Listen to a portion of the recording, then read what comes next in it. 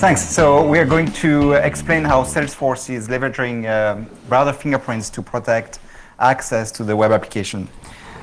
Before we start, just a quick introduction. Ping? Sure. So my name is Ping. I did my PhD in Management Information Systems, and currently I'm a principal data scientist working on Security Insight team. A very fancy name. So my focus has always been using machine learning, data mining, and to solve security threat detection problems. So I've been, giving some talks at data science conferences, InfoSec conferences, and this is my second time at AppSec. That is my email. So if you have questions, and let's keep in touch. Yeah, so I'm Julien. I was a security researcher for a number of years and then moved to product management. I actually just left Salesforce a week ago. I'm now at Octane working on security for Kubernetes cluster. And same thing, you can always contact me after the talk. So we're going to explain what are browser fingerprints, how we can use them to detect session roaming, some of the challenges in gathering these browser fingerprints. And then Ping is going to talk about detecting changes in fingerprints, how we run our machine learning models, and finally we'll end with some thoughts about improvements. So when we started the project a couple of years ago, we were trying to find a way to detect session roaming, even from malware that may be running on the same machine as the victim, or even on the same internal network. And browser fingerprints are infamously widely used right now by the ad industry to track users across websites. And we were very interested in this notion of recognizing the users without having like a cookie or an IP address.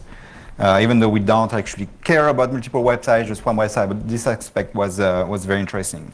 And what is called browser fingerprint is actually more than just fingerprint the browser itself. You can fingerprint the operating system that's running underneath, even what kind of hardware is attached and accessible through your web browser. So the session roaming that we were looking for were of two types. So one is credentials being compromised either through a classic phishing attacks or malware. A couple of years ago, again, we had this dire malware that was targeting a couple of websites, including Salesforce, injecting HTML in the browsers and stealing credentials this way. It could just be breach from another website, and the users is reusing the same credential. And the second type, which has always been harder for us to figure out, is the current session ID being exfiltrated and reused. So an active session being stolen and reused somewhere else. And that could be a malicious browser extension. That could be, unfortunately, what we see a lot at Salesforce is administrators that want some kind of automation from a third party. And the way they get the third party to authenticate to Salesforce is by having the administrator send its current session ID to the third-party website logging in as the administrator and doing the automation. So that's horrible, yes, and that's not the way you're supposed to do it. But I guess that's actually a big thing. So again, we wanted to be able to look at this session that could be initiated later on through stealing the credential, or could be done at the same time as the user is being logged in. And again, without just relying on the IP address, which might be the same. So again, when we started this project, we were looking at two ways of detection at a high level. So the first one is looking at a single user session. And we see that we fingerprint kind of the same environment, with some changes, but nothing very different. So we have same fingerprint or more or less. And then suddenly we see a brand new fingerprint, a completely different environment. And that's highly suspicious. So that's looking at just one user. But then we can also look at many users. We see again different users having different fingerprint, being kind of stable through their session, and suddenly all of these fingerprints converge to a new one that's completely different from all the fingerprints we've seen before. And there will be a mass attack of, again, a lot of credentials being reused, a lot of sessions being stolen at once, but a massive attack of Salesforce users. So we went on figuring out what fingerprints we can gather, and we call them vectors. We are currently using 19 of them, and some of them are very basic, like what browser are you running, what version of the browser, information about the screen, information about the time zone. So you can already say some of them are browser specific, others are more hardware. But then you can get into very interesting things like what is the list of fonts that's installed on your OS, what version of some plugins that you're running, and a few of them we had to remove. But Canvas, I'll get into more detail into this one, is very interesting. The media devices, so I was saying that you can have access to the hardware that's available through your browser, and it could be like your webcam, your microphone, your headset, and you can get that with this JavaScript API that doesn't require any specific permission. So the first information here is, again, just using this API, you get a fairly unique ID for each device. You may have seen the browser prompting you to get extra permission to explicitly give access to a stream, like to your microphone or your camera on your website. And if you give this permission, you only get like a human readable version of the API. So you really don't need to ask for permission to get a good fingerprint. And then you can check what the browser supports, what codecs it supports, WebSockets, all this kind of thing. So again, if you look at them one by one, you may think that there's not much information out of that, but if you combine the 19 of them, you get something fairly unique. And there are two fingerprints that are quite different from each other, and if you look for white paper on fingerprints, you will see a lot of fingerprint based exclusively on Canvas and WebGL. And that's because they give you a fingerprint that's specific to your browser, to your OS, to your graphic card, and even to the version of the driver that you're running for this graphic card. And the idea is that all this combination will give you a slightly different way of creating an image. So you create a Canva, you output some text, because a lot of differences are in the way the fonts are being aliased. So you create this text, different background, and then you read the Canva pixel by pixel. And you will get a slightly different result, again, for all of these combination of OS, browser, and hardware. And that's an example on my Linux machine using Firefox on browserleaks.com, and you see that it's saying it's very unique. And then if you combine that with WebGL and all of the other vectors that you have, you can really get a very accurate picture of the user's environment. So you saw in the list that had a couple of vectors that were written off, and when we are looking at fingerprints, we are always looking for something that's very stable. So some things like detecting the way you type varies a lot, whether it's like a small number box where you're going to do two touch keys, or whether it's a long free-form text, you're going to type very differently, but also most of the time you won't be typing at all. So that's not a very good stable fingerprint that we can use. The ecosystem has changed a lot. Again, we started the project about 3-4 years ago, and a couple of things have changed. So browser vendors have done some effort. It's not that much about trying to prevent some of the fingerprinting, because it's used by the ad industry to track users, but it's actually it has not been an issue so far, because the amount of anonymization that they've done is very minimal. Like, they've done some work around kind of having a standard list of fonts, for example, that's shown through the JavaScript API. But if you care about fingerprinting, the Tor browser has done a lot more work to anonymize some of the data. permission changes. So it used to be 3-4 years ago that you could do anything in the browsers and the browser will never ask for permission. Now, if you want to enable Flash, it went from asking the users to now being disabled by default and much harder. So that's why, for example, we are not able to easily get the Flash version from JavaScript anymore because it's most often either disabled completely or it will pop up a permission box in the browser. And talking about plugins, again, 3-4 years ago, there used to be a lot of plugins in the browser run by the user. There used to be things like Flash, probably Adobe Reader to read PDF, Silverlight was still there, maybe still Java for applets.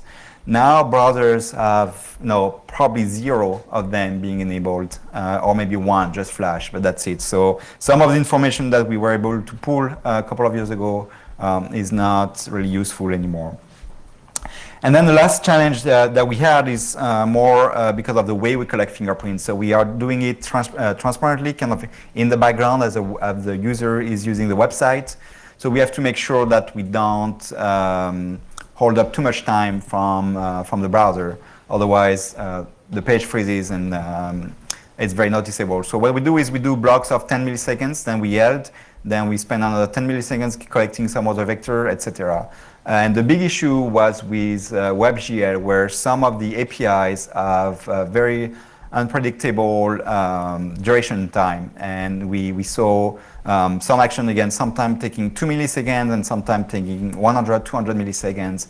And 100 milliseconds is actually very visible to the user. It looks like the page is freezing, and sometimes even the browser will, especially Chrome, will tell you that the page is not working anymore. So WebGL, again, very interesting because it works the same way as Canvas. You draw something in a WebGL Canvas, you read it back.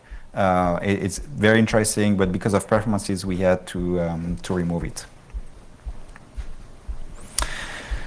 So the way we collect fingerprint, it's mostly on the client side through JavaScript. So we get this information from the client side, we send it to the server where we sign the fingerprint, we add some metadata related to the user, and we send it back as a cookie. And that's mostly for performance reasons. We just don't want to store all this information and keep track of it in the backends. And we do all the processing of this fingerprint offline, and we can asynchronously trigger events or responses. And that's what Ping is going to explain. Cool. Well, thanks, Julien. So Julien did amazing work, collecting all this data. Now the question is, how do we make good use of the data, and primarily to detect session roaming and session hijacking. And well, as a data scientist, when I come in and take a look at data, the first question I ask, do I trust my hypothesis, or do I trust Julien's hypothesis that fingerprints are unique enough that we can use it to uniquely identify a user's environment? So what the data shows is for 98% of users, yes, we can use our set of fingerprint vectors to uniquely identify user. But again, there's another 22% of users, actually, they can have the same fingerprint, browser fingerprints. And at the session level, again, 77% of the sessions, yes, you're going to see one single fingerprint, and the other 23% of the sessions, actually there are legitimate reasons where browser fingerprints are going to change. Now, how can we reliably, work around all these non-uniqueness of browser fingerprints on users or sessions, also still solve the problems of detecting session roaming? Yeah, right now, panic mode. We know fingerprinting is going to lead to false positives, and we need to understand how serious those problems are. So we know fingerprints may change, by different types of users. So cross-browser testers, developers, they will create big nightmare issues. They will be picked up as session roaming or session hijacking activities, or just various of fingerprint components or fingerprint vectors. They have different rate of changes. So you most likely see a OS CPU class being stable versus people continuously or often resize their window sizes. And over different sessions, we may observe a change in fingerprint and in some sessions, but not in the other sessions. So how do we address this problem, and how do we make a reliable call out? When we see a change, when we see a mismatch, it is actually a malicious or suspicious session roaming activity. Okay, let's enter this powerful tool from information theory. So the Shannon's information theory definition of entropy is one of the most important and most useful equation I got out of my information theory class. And I'll be using this equation, as simple as it is, in so many different applications. So why it is so powerful? As I just mentioned, there are so many different legitimate changes. We're going to observe a change, but how do we capture those dynamics? And this entropy metric use a single equation, single number that can reliably measure, the randomness or say chaoticness of a system. I use a small graphic to kind of illustrate the idea. If in a low entropy system, you're going to see, states being fairly stable, and the chance you observing an event basically dominates the entire event space. But in a highly chaos system shown on the right-hand side, that would produce a much higher entropy that basically indicate, in the system, we're going to observe many different states for your events. So what this tells us about our fingerprint changing behavior, basically what it tells us is, if we're seeing if we profile a user's past sessions, say over 2 weeks or a month, and for all those months worth of sessions, we are seeing a high entropy. That means this user has been changing their fingerprints fairly frequently, right? And what does that indicate? That user is more likely to be a cross-browser tester or developer, and he has his own legitimate reasons, changing his browser fingerprints. Or, he might just be running a browser anonymizing extension in his browsers. And on the other hand, for a user like me, I do not play with my browsers much. And if you profile my past month sessions, you're going to see a pretty low entropy. My fingerprint change behavior is pretty stable and very low. So we can make use of that information and profile all our user sessions. And whenever we see, actually, let me get into the other component of the detection work. So Julien talked about we log fingerprints at the platform, and we collected all those data. And we also talked about the components where we measure the entropy, where we profile a user's session browser changing behavior using entropy, and basically that will tell us how likely we're going to observe a change in user's fingerprint. So the second component is the actual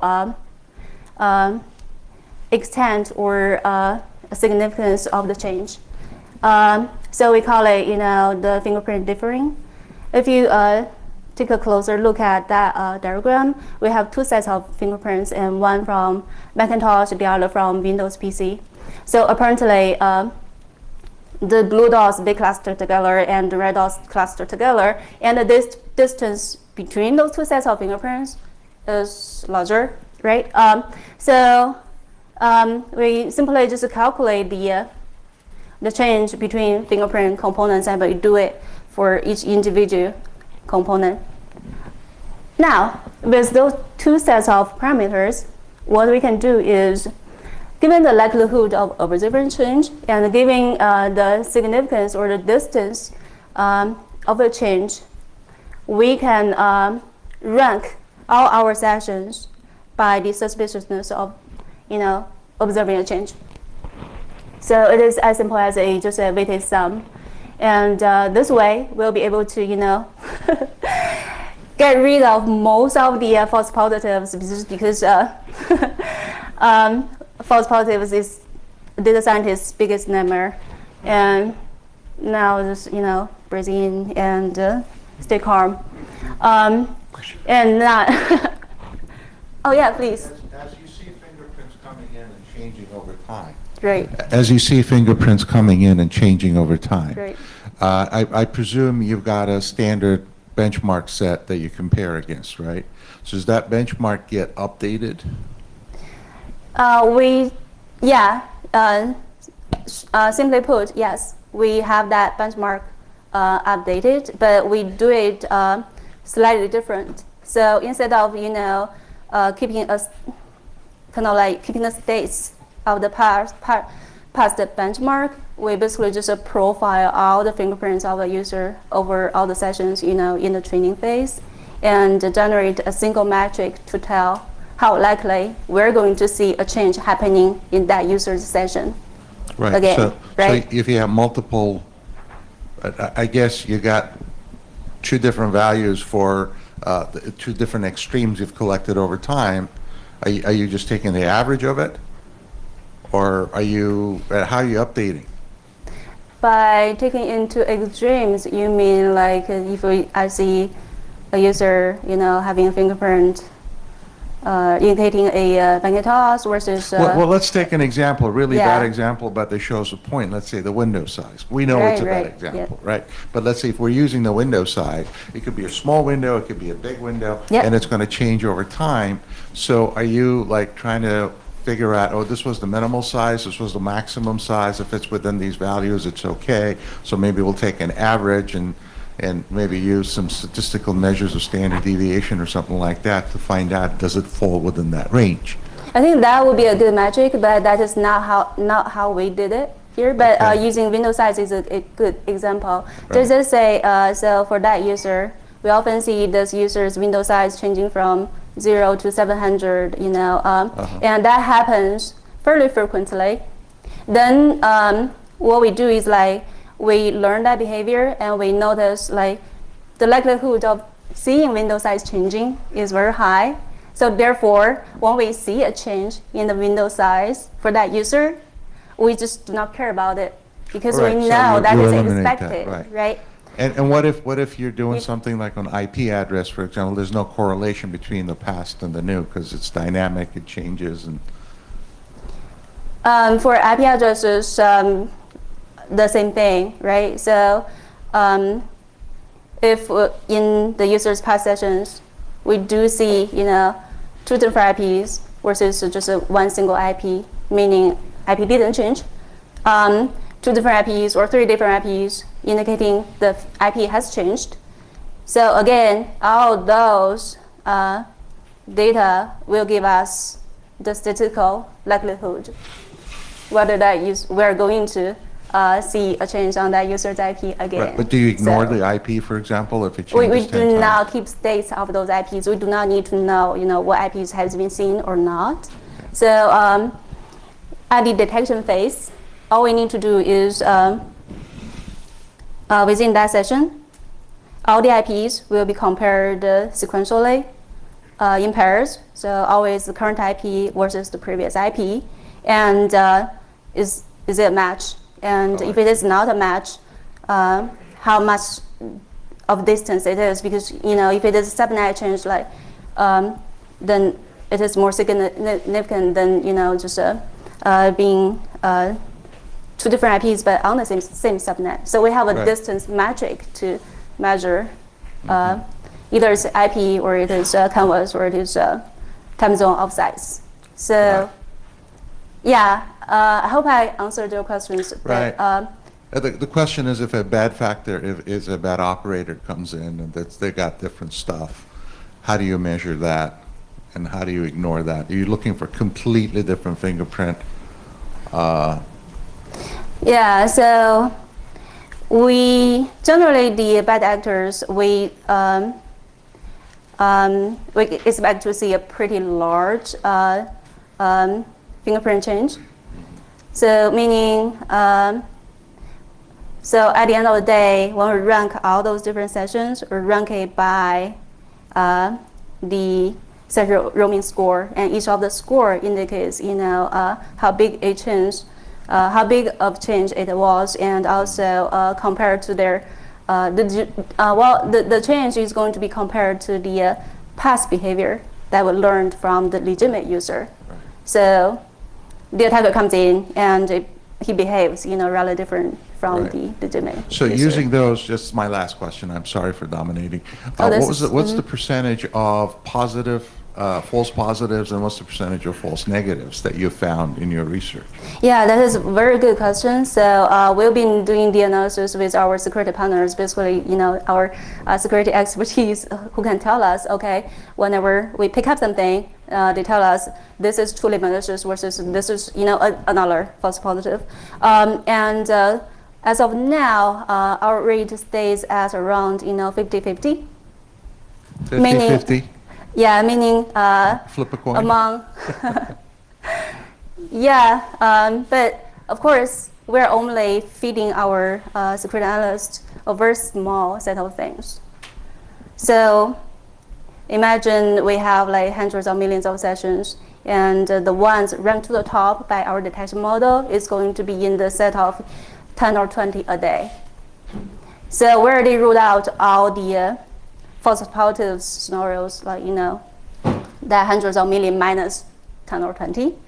And among those 10 or 20 detections, analyzed by our analysts, we are seeing, 50% being truly suspicious concerning sessions versus 50%, 50%, well, they are definitely suspicious, but it's not malicious.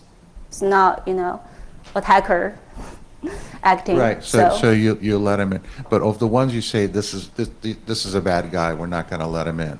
In those cases, how many of them are you right, or how many of the bad guys do you let in?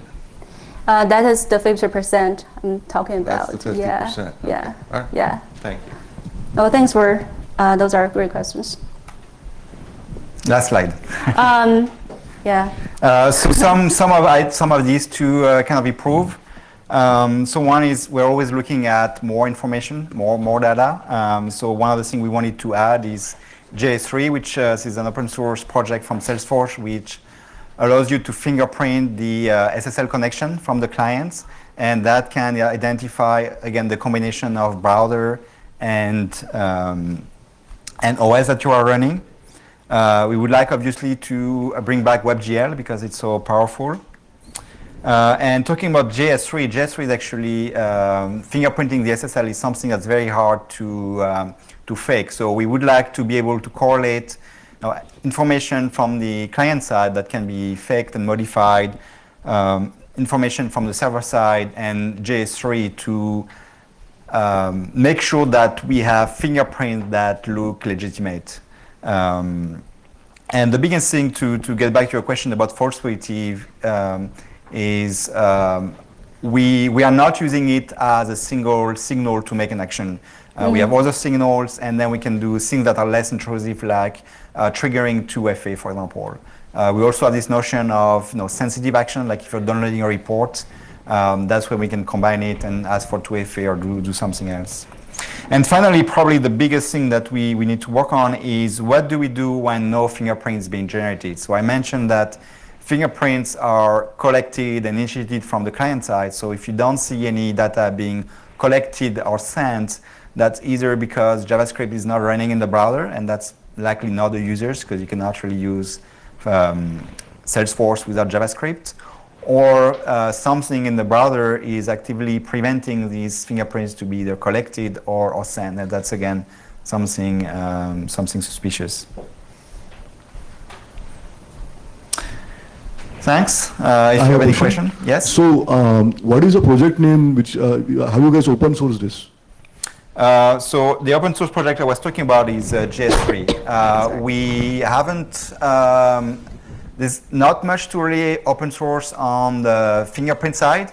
If you go to a website like browserleaks.com or pentoclick.com, you can actually, they are open source that show you how to collect information.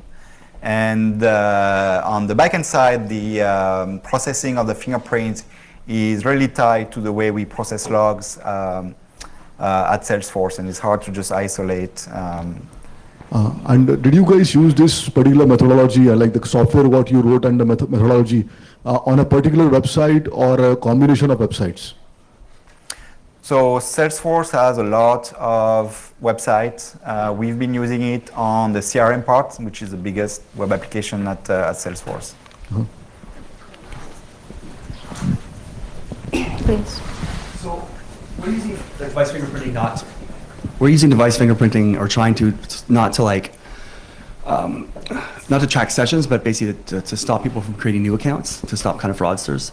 And do you have any experience like trying to hide that, like the signing key from like fraudsters in like JavaScript, some kind of obfuscation, anything like that? Like, have you thought to hide the key so you can kind of like do like verify the validity of? So it's not signed on the front end; it's signed in the back end, right? Because I mean, it's just a way of, because we are relying on the user sending back the previous fingerprint, and again, that's just for performance issues. So we don't want to track it on the back end.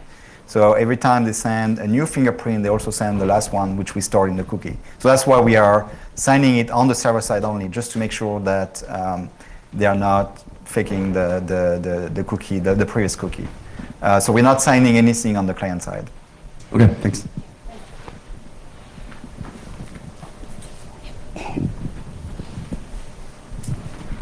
I'm curious. So it sounds like you guys are using sort of an open source or sort of kind of built your own sort of device fingerprinting, browser fingerprinting. There are vendors in this market space, Ivation, Threatmetrics, things like that. I'm just curious, is there a reason why you guys built this in-house? Is it cost? Is it there's more control that you guys have? I'm kind of curious. Yeah, in general, it's cost and integration cost as well, and scale. We want to be able to have all the control that we need, and we do have all the talents, from data science to developers in-house. So most of I think all of the security measures that are baked in the application are all from Salesforce. We have vendors more on the detection and response side. That's where we use a lot of vendors, but pretty much anything that's going to be included in the application is in-house. Yeah.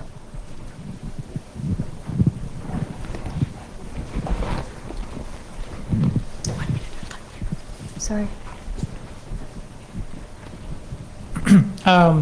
Users on multiple devices, are they part of your 28% that you can't really fingerprint well, or do you have a concept of like multiple fingerprints per user?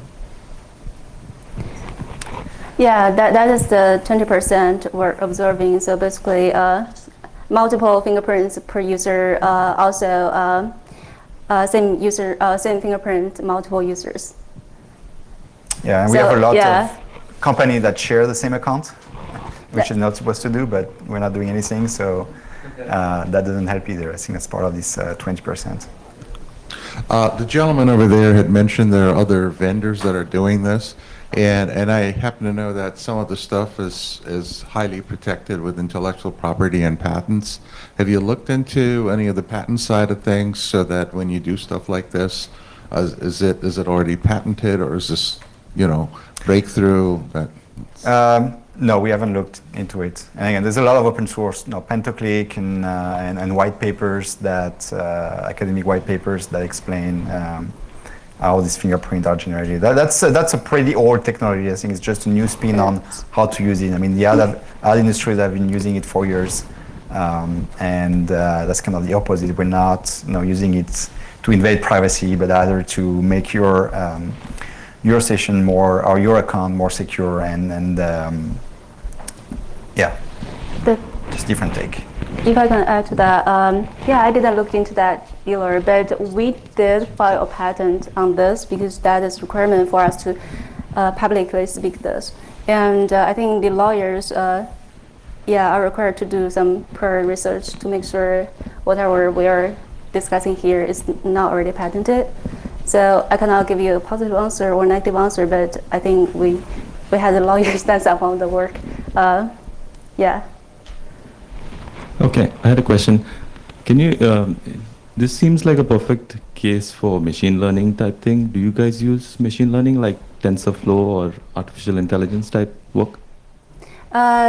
We didn't strictly use a machine learning technique like classification, because this is not strictly a classification or learning problem, but the way we calculate for the anomaly score, whatever, that is based on learning from the user's past behavior, sort of profiling.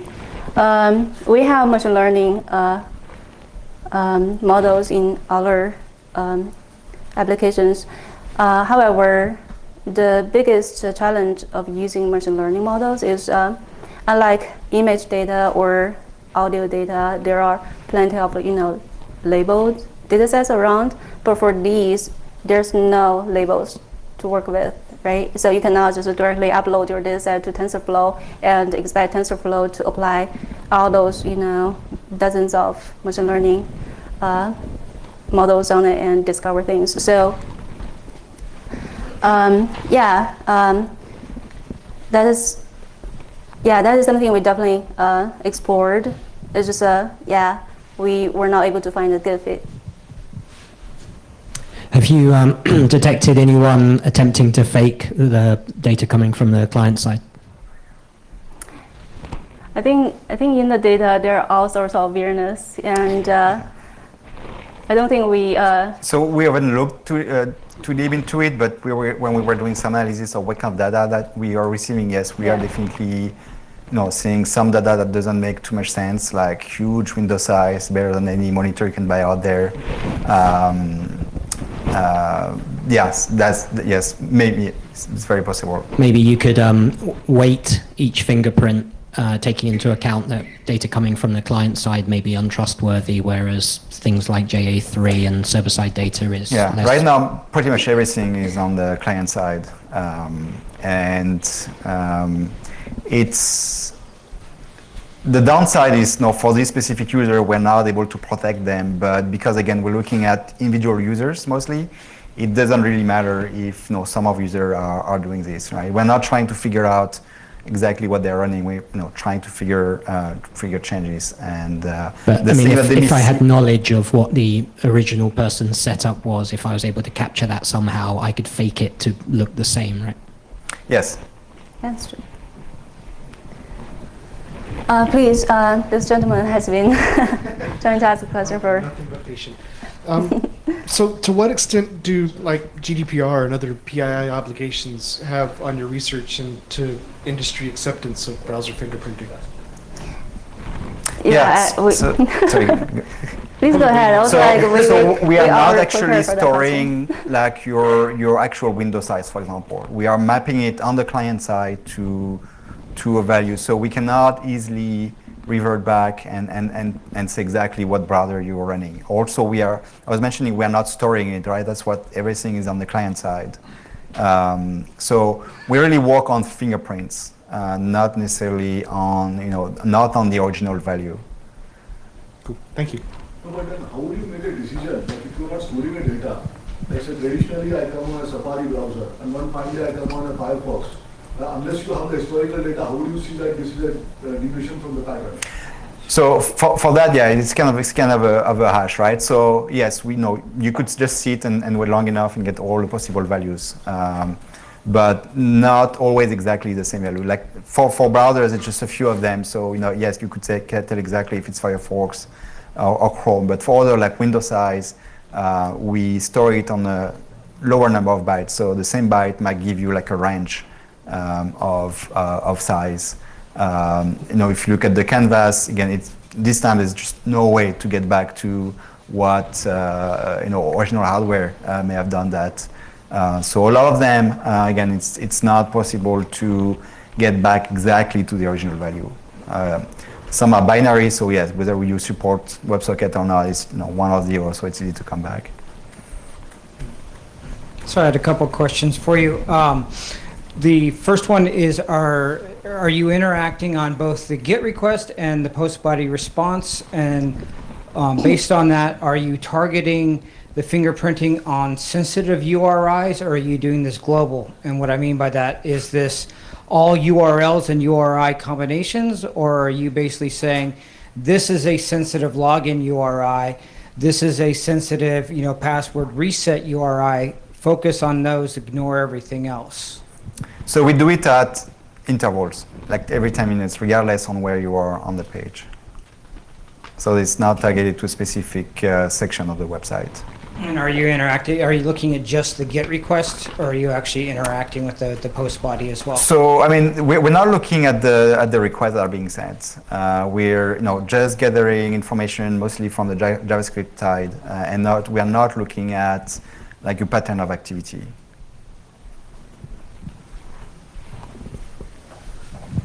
Do we have any more questions? There are. So I'm not sure if I understood it right, but if you are storing all the data in hash format, then delta of the data, or in other words, delta of the hash would not represent same as delta of the original data, right? Yes, it will be a little bit smaller. So if you go from like a Windows side of 800 to 600 to 802 by 610, it might be the same hash, but at the same time, that's not a significant change either, right? Because again, we're only interested in changes. And I understand, but so for example, if I change my resolution from 768 to 769, the hash is gonna be completely different, right? So the hash is not on all the value. We have like a hash for each vector. So yes, for this vector, it might or might not be, again, because of the entropy and the size, but it won't change the entire score. Yes, we call it a hash, but it's actually a concatenation of smaller hashes that are independent from each other. All right, thank you. Do we have more questions? Great. Thank you so much. Thank you. Thank you. Thanks for coming. Have a good day.